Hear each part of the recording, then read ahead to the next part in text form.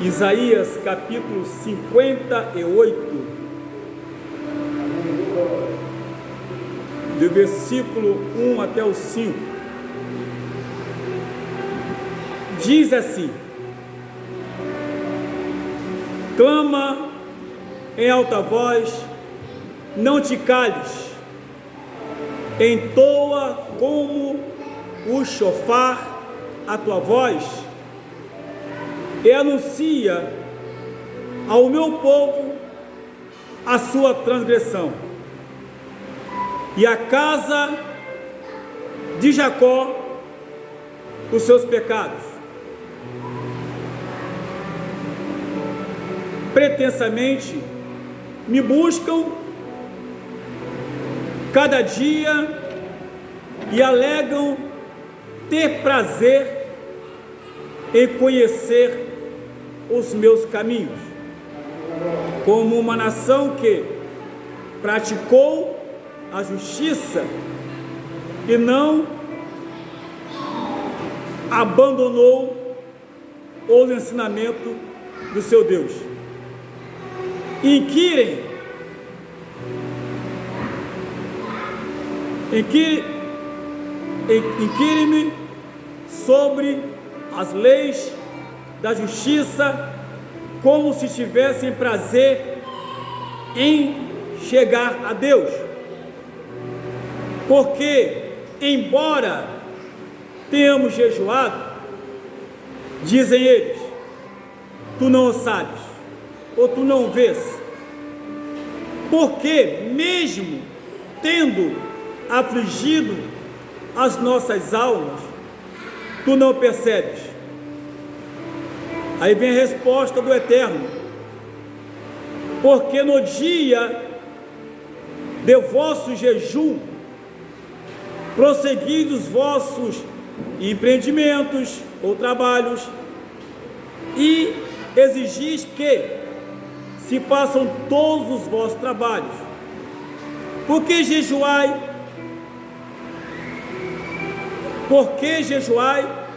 entre contendas e rixas, e para buscar ferir o outro com o punho iníquo?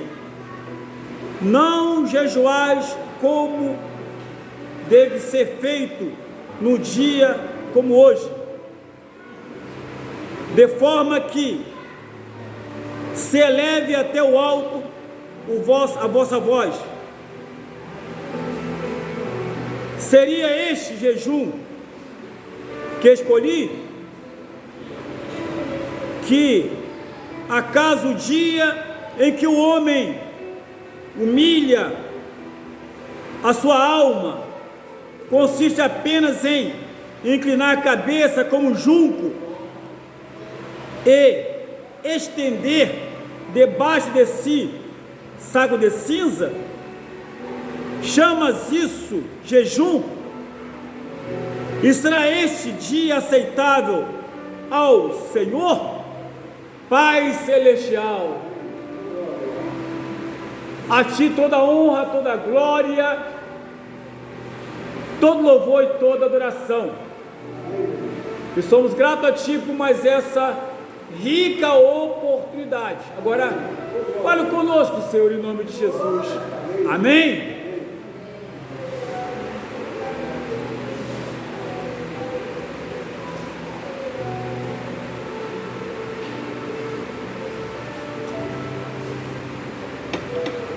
Queridos, nós lemos aqui essa palavra e nós vamos ver aqui nessa leitura bíblica de Isaías 58, que do versículo 1 até o 3, o povo começa a questionar a Deus. Questionar. E ainda, a partir do versículo 3 ao 5, Deus dá uma resposta para o povo. Aleluia. E eu quero falar para os irmãos que a história se repete. A questão, sabe o que é? é ter homens e mulheres de Deus para falar exatamente o que Deus quer. Porque, irmãos, hoje, eu peço perdão aos irmãos por falar isso aqui, mas aonde você vai, a conversa é a mesma. A conversa que Deus vai te dar, Deus já te deu, Deus vai fazer, Deus já fez. E aí as pessoas começam a inventar aqueles cultos com misticismo, com venda de objetos, com invencionices. E aí você para poder entender, quando você lê a Bíblia, aí você vai, mas por acaso Deus mudou? Pois é. Então, a gente vê aqui que Deus responde. Agora tem um detalhe. Existem 3 coisas que não podem faltar na vida de um cristão. Fazendo essas 3 coisas, pode ficar tranquilo. Não precisa nem pedir a Deus, que Ele providencia aquilo que nos é necessário. Isso chama-se uma contrapartida. Não é que Deus vai barganhar comigo, com você ou conosco, dizendo: se você me obedecer eu te dou. Não é isso. Se você trabalhar para mim eu te dou. Não é isso. É que Deus tem prazer em abençoar aquele que o adora em espírito e em verdade. Nem aquele que abençoa ou busca para obter vantagens. Para obter vantagem. Então, quais são essas 3 coisas que precisamos? Primeiro, essas 3 coisas é: uma, obediência. É a primeira coisa, chama-se obediência. A segunda coisa, uma vida de oração. A terceira coisa, trabalho.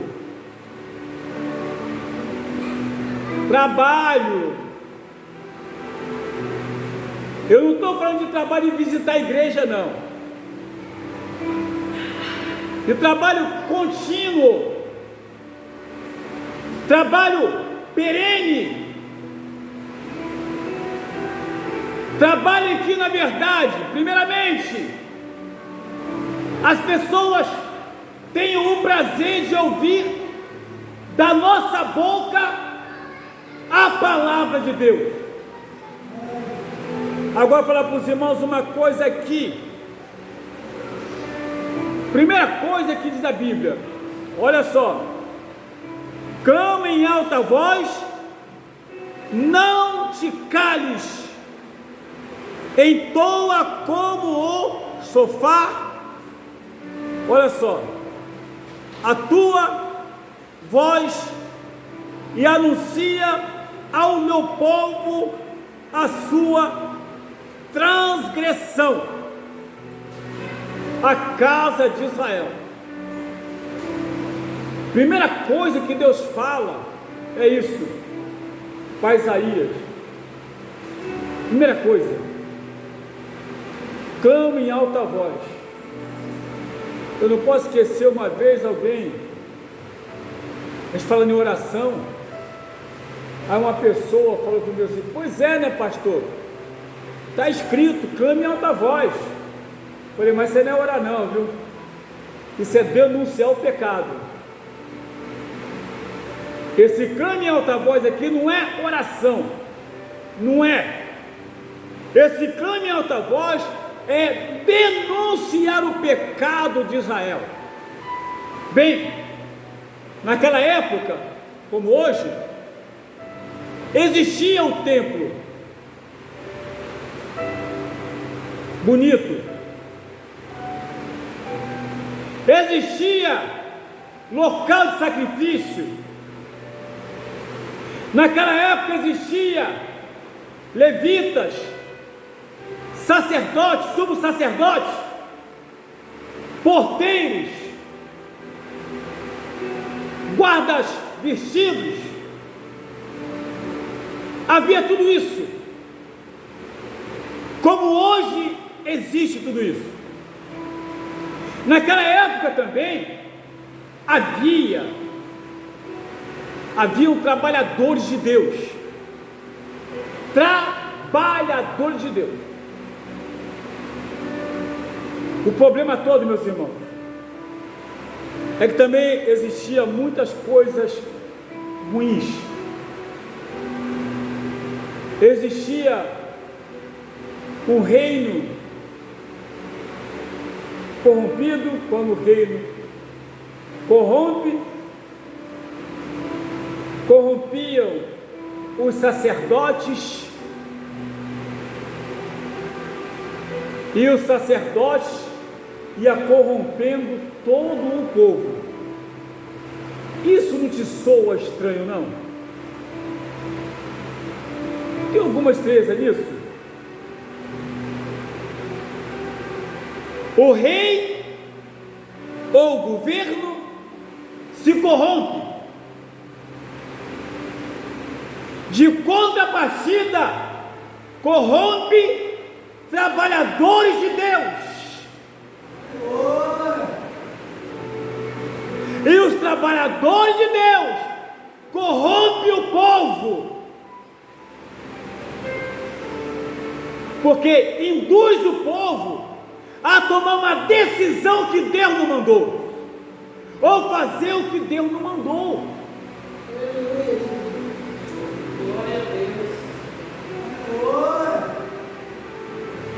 Estamos vivendo isso hoje. Uma nação corrompida,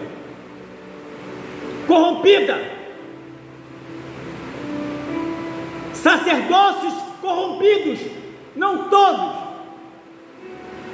mas muitos sacerdócios corrompidos, e consequentemente o povo indo se corrompendo cada dia mais. E sabe o que acontece, meus amados? Quando isso acontece, começa a voltar mensagem de libertação, começa a voltar mensagem de cura, mensagem de salvação. Aí começa a inversonice, campanha disso, campanha daquilo, campanha não sei o que. Misericórdia, há poder no nome de Jesus. E depois quer que Deus age,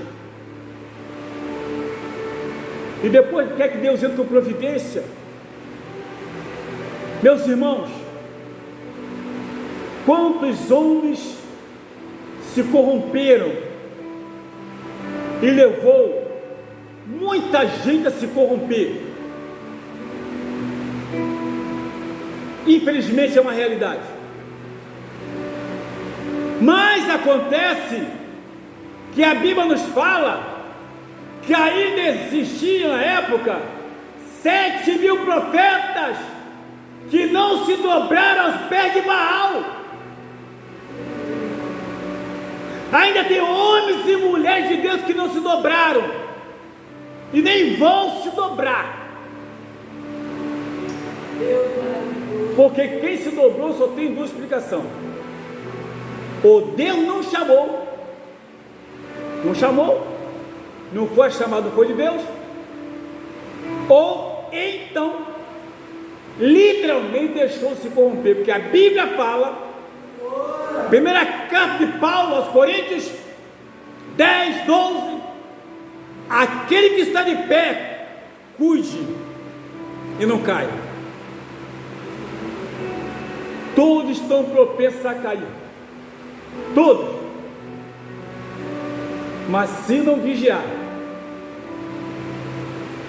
se começar a olhar somente para a terra, está enrolado, está com problema. Quando Jesus falou bem assim: é chegada a voz do reino dos céus, do reino de Deus.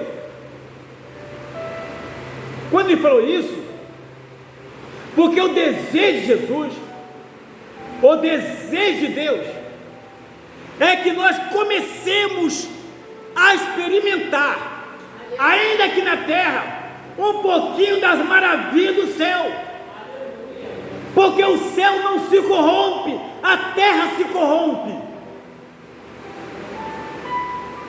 Deus não se corrompe, Jesus não se corrompe, o Espírito Santo não se corrompe. Esse é o desejo do Pai para todos nós. Para tanto, como diz a Bíblia aqui na Palavra de Deus, clame em alta voz e anuncia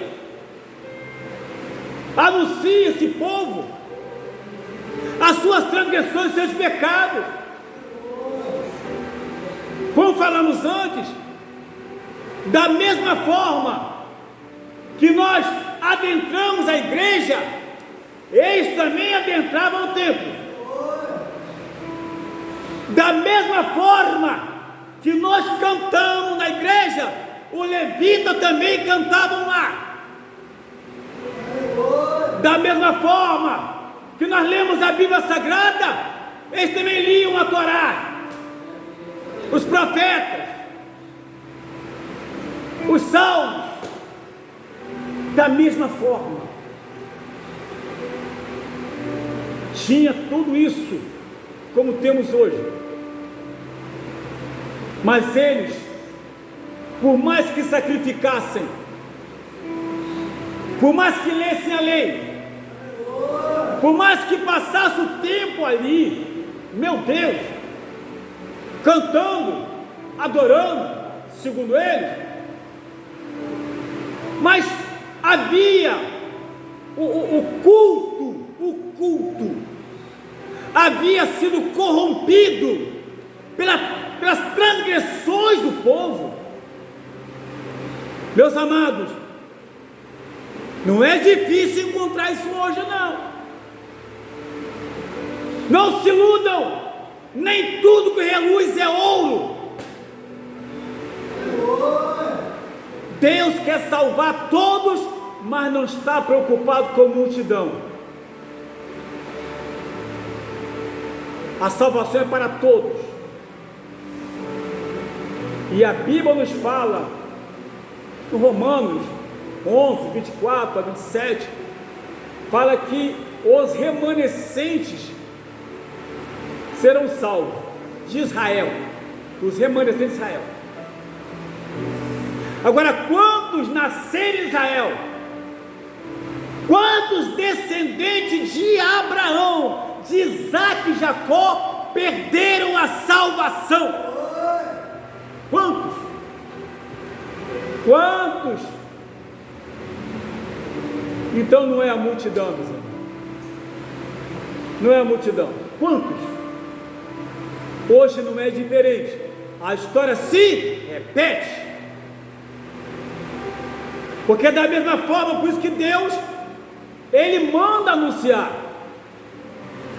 Ele manda falar, não se detenha, abre a tua boca, alça a tua voz como chofar, como está também a palavra de Joel, bem claro, tocai a trombeta em Sião.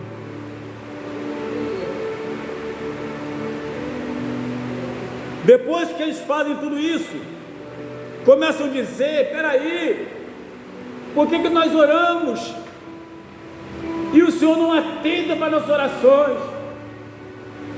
Por que nós jejuamos e o Senhor não aceita nosso jejum? O que está acontecendo, Senhor? O que está acontecendo? Que as nossas orações não chegam no céu. Porque o Senhor não está nem aí, tu não ouve. O que está acontecendo, Senhor? Que nós temos jejuado, nós temos nos humilhado, nós temos se vestido de pão de saco, nossas cabeças cheias de cinza, mas mesmo assim, o Senhor não ouve? Meus amados, aí o Senhor responde: porque no dia do vosso jejum, prosseguis os vossos empreendimentos e exigis que se façam todos os vossos trabalhos. Porque jejuai entre contendas e rixas, e para buscar ferir um ao outro com punho iníquo. Não jejuais como deve ser feito num dia como hoje, de forma que se eleve até o alto a vossa voz. Ou seja, vocês até oram, vocês até jejuam, mas ficam em confusão, arrumando briga. Vocês oram até jejuam, mas ficam em contenda, arrumando atrito, perseguindo uns aos outros. Um conselho, meus irmãos, um conselho de irmão em Cristo: se alguém faz jejum, mas está com raiva de alguém, Deus não aceita esse jejum. Esse jejum é para a pessoa e não é para Deus. Se alguém jejua e persegue outra pessoa, esse jejum não é aprazível a Deus. Isso chama-se sacrifício de tolo. Deus não ouve, Deus não aceita. Porque, amados, é por isso que na igreja, no meio do povo, tem muita gente doente no meio do povo de Deus. Muita gente doente fisicamente, doente espiritualmente, doente psicologicamente, porque faz jejum achando que está agradando a Deus. Mas se eu não amo o meu irmão que está do meu lado, andando comigo, cultuando, cantando hino, fazendo parte do mesmo ministério do altar, ou de um conjunto de departamento de jovens, de adolescentes, estamos cantando hinos com letras emocionantes, mas, irmãos, não chega no céu, porque o primeiro lugar a ser limpo não é a nave da igreja, é o altar, ele está limpo. Não é de lá para cá, é daqui para lá. E quando o sacerdócio está corrompido, ele leva toda a igreja a se corromper. Porque, meus irmãos, as pessoas creem no que o sacerdote fala, no que o pastor fala, acreditam, de pé juntos, juram, totalmente enganados. E o Senhor, esse tipo de coisa, Deus falou: não, vocês com jejum não é para mim não. Você jejum para vocês. Jejum, fica preocupado com o trabalho, com o que fazer. Jejum para poder com rixa do irmão, para ferir outra pessoa. Que jejum é esse? Como é que eu posso aceitar? Esse jejum não é para mim, esse é para você ou para vocês. Eu não quero jejum, aleluia, aonde na verdade não está de acordo com o procedimento ou com o comportamento de um verdadeiro adorador que obedece, aleluia, a minha palavra. Então, meus irmãos, é uma dura realidade, e o Senhor chama a atenção. Então, o povo ali, eles estavam invertendo as coisas. Ao invés de obedecer, estavam orando primeiro. Mas a sequência não é essa. A sequência primeiro é obediência. Obediência. Aí depois, sim, a oração. E quando a pessoa obedece, e quando a pessoa ora, aí depois sim, vem o trabalho, vem a obra. Maravilha, meus irmãos. Como nós precisamos a cada dia nos converter mais. Como necessitamos de ser trabalhados por Deus, mas permitir que Deus trabalhe em nossas vidas.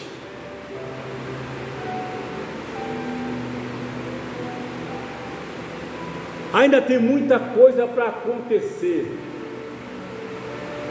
muita coisa ruim, péssima. Sabe uma coisa, igreja? Não espere coisa boa nessa terra. Não espere coisa boa nessa terra.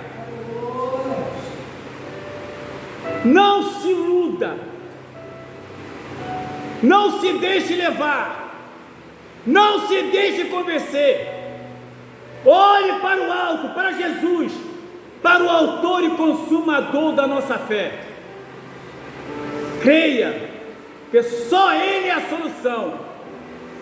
Mas para que Ele entre com solução, 3 coisas: obediência, oração, trabalho.